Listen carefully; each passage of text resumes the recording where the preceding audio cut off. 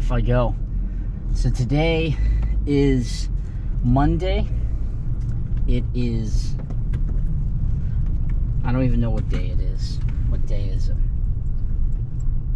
It's November 30th. COVID really has me confused with the schedule. So today's Monday, November 30th. My office is closed because we ended our fiscal year and they gave some folks on the team the day off. And what better way to spend a day off than to get a lead during the holidays on a really cool British classic car. I'm typically a truck and SUV guy. I've owned cars. I restored a 64 Corvair years ago in like 2003. I had a Pontiac that I had as well, but I've never had a British classic car. Now we can debate and say, is it a classic car? Well, let's talk about that. I'm going to look at a 1989 Jaguar, the Vanden Plas model. Basically, Vanden Plas is named after the coach builders of that time, from like the early 40s, maybe even the late 1800s, I don't know, I forgot, all the way up to the 90s. And they basically built the frames and outfitted them and whatnot for really upmarket vehicles, including this Jaguar I'm looking at. Some of the cool features, instead of having any carpet on the sides, it's all leather. Instead of, having cheap dashes and everything, it actually has, really nice wood. And the thing I like the most, as dorky as it may sound, in the back seat, it has picnic tables.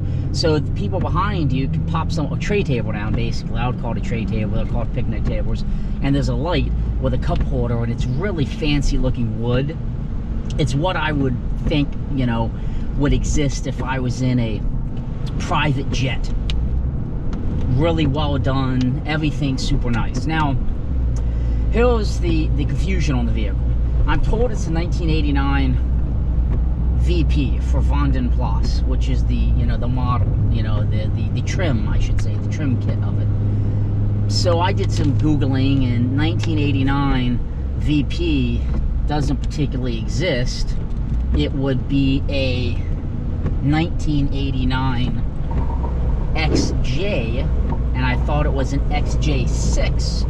But I'm told the XJ6 is stopped in 87, and from 87 up until, I believe, present day, it's the XJ40. Now, the problem is, I'm told the XJ6 is a little more coveted. The XJ40, which this would be a 1989 Jaguar XJ40 Vanden Plas edition, is less than desirable. Much like Land Rovers, they're plagued with issues. They have the Lucas electronics, the windows stop, the door locks don't work because they're mechanical. They're not electronic, and they need lots of adjusting. Just like on my Land Rover, even the late 90s D1 I have has funkiness with the door locks because it's all 18,000 parts inside the door to make it work. So what's the story on this vehicle? Why am I looking at it? One, I would love to have a cool, a really nice Jaguar that I could restore and make it look nice. Two, the price admittedly is right. It's not that much money. It has about 100,000 miles. And three, the owner is in his late 80s, and he was a Jaguar and Mercedes Benz guy. If you Google Street View his address, you see a strip of oil stains, which is, typical of these vehicles, unfortunately. But you see anywhere from a 1962 Jag Mark III, I believe it is, in his driveway, 70s and 80s Mercedes Benz, and you have this one, and a few other things tucked in his garage. And unfortunately, as you get up in age, you get to a point, just like with that Toyota I purchased, where you got to unload your cars. And, his cars are nice, but they're not super high-end concourse type vehicles. In fact, even if this Jaguar was mint condition and went to Pebble Beach and got a concourse rating, it would only sell for about $23,000. Now, you know, the interesting thing is the XJ came out in 1968. It has a signature 4.2 liter 6-cylinder engine. It produces about 180 horsepower. It has power disc brakes, a ton of electronics, and when it was purchased, it was $47,000 in 1989, which is a lot of money in the late 80s, in my opinion. So if you were to adjust that number for inflation and buy that today, it would be the sum of $98,000 to buy that vehicle. So what am I getting at here ultimately? Well, I'm looking at the equivalent of a $98,000 vehicle. That is from 1989. Is it an XJ6? Probably not. Probably an XJ40. I don't know a ton about them. I do know a bit about the Jag engines. My other Land Rover has a Jag V8. So it's going to be a cool car to look at, and it's that type of vehicle, in my opinion, when it's running, it just looks like pure luxury gliding down the street. And that's how I feel about Land Rovers too. And I just imagine if this vehicle, if I can get it tuned and running, even if I just cruise on Sundays and take it to Cars and Coffee on Saturday, I think it just has that look of true British luxury. And I think it just would really be quite awesome to have 20 years from now. So when my son's in his 20s, his mid-20s, how sweet would it be to have this ancient vehicle? The good news, and this is great news, he's driving it. It's inspected in Pennsylvania, and if you know Pennsylvania inspections, they require them, I think, every 2 years. It's not historic plated, so it's a daily driver. Now, granted, he's very old, so daily driving might mean once a month. But, you know, in order to keep that vehicle on the road, it would have to have had somebody take a peek at it. So I'm going to drive up to Pennsylvania. It's about 55 miles from me in Maryland. You got to cross over into York and go just north of York. And I'm going to take a peek at it. I'm going to look at the other stuff he has. Yeah, his price is a little high right now, but over the phone we've came down a little bit, which makes it reasonable. And I'm going to take a look at it. I don't know, you know, I don't need this car, but do you ever need what you want? Probably not. You know, it's just a hobby. And, you know, as soon as I finish that Toyota, I don't really have anything else that I'm capable of doing on my cars. Everything I can do is done. It's just some more bigger mechanical issues that I need to lift for, that over the next couple of years I'll just sub out and get some of that stuff done. So I appreciate you tuning in. I'll make another cut when I get closer to this car and put it into this video. And we'll see where this journey leads me to, and if I'm going to get a 1989 Jaguar Vandenplas Coach Builders Edition and look like James Bond cruising on the weekends, hoping she doesn't break down. Talk to you soon. Alright, so it's Jason. I just turned off the highway. I am on my way to the destination where this 1989 Jaguar is. It's a pretty easy drive. I had to take 83 most of the way, and then he is, I would say, it looks like about half a mile, maybe a quarter of a mile off of the highway. I'm excited when I pull up because it looks like he might have a few different vehicles, anywhere from a Mercedes all the way down to these Jaguars. So I'll be there shortly. Alright, so I'm pulling up and I can already see one of the old Mercedes right here, and I can see what looks like the Jaguar, and then what looks like the Mercedes, as well as some other vehicles in his driveway. So it's going to be exciting to see what we see here.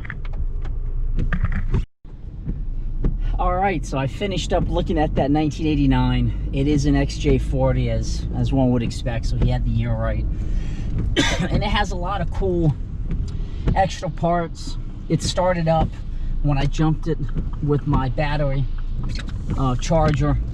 But the problem is, and you know, I'll start with why I'm not going to buy it unless the price came down even more. It has a lot of rust. You know, not anything critical, but what's happening is, when I say critical, it could be fixed. Water ingress in the vehicle. It literally reminds me of Land Rovers, the older ones, like my Range Rover Classic and this Defender and Discovery 1. So both floorboards, driver and passenger side, have the exact same type of carpet mat, that big heavy black foam, and it is just soaked. So the car has been sitting and it has been taking in water for sure. And on the driver's side, the guy that owns it, the older gentleman, a very eccentric guy, very cool though, he really likes cars, but he attempted to repair the driver's side, and it almost looks like he used white caulk. So he used Pour 15 to really try to clean the rust up, and then from the driver's side all the way back to the back passenger seat is a caulk line, almost a rubbery like texture. So what he's done, and what I fear, is he sealed up the rust, sanded it out, put some Pour 15, and then he put this caulk-like substance in it, and now it is retaining water, is what I expect. So it's not gonna, you know, look like it's rusting, because all that water is just sitting inside of that DIY repair, eating away. And he didn't want to hear anything about rust. You know, his attitude was, you know, it is what it is, da da da da da. But the fact is, that's the biggest issue with these cars. The trunk also has water ingress. He's removed all of the carpet and everything in it, and you know, you can visibly see water, you know, protruding and coming into the vehicle, you know, as of right now. And you know, the leather interior is not in good shape. It looks like it never had conditioner on it. It looks good from 5-10 feet back, but when you get up close, it's rough. And then he attempted to do some repairs on the wood inside the vehicle, like that veneer that you have on like the Range Rover Classic.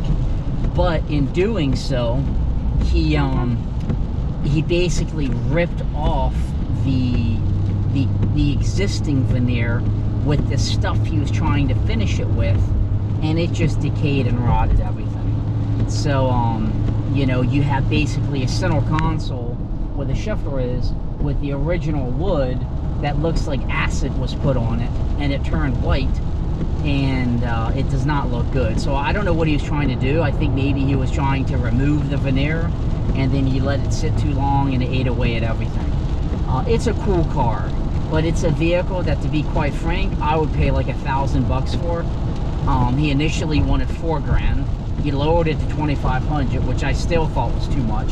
And then he's like, look, maybe I'll take $2,000. And I'm like, all right, you know, if it's in decent shape and it could be a fun project, but the doors don't work, the water ingress, the rust, some solenoids are bad, the headliner's coming down.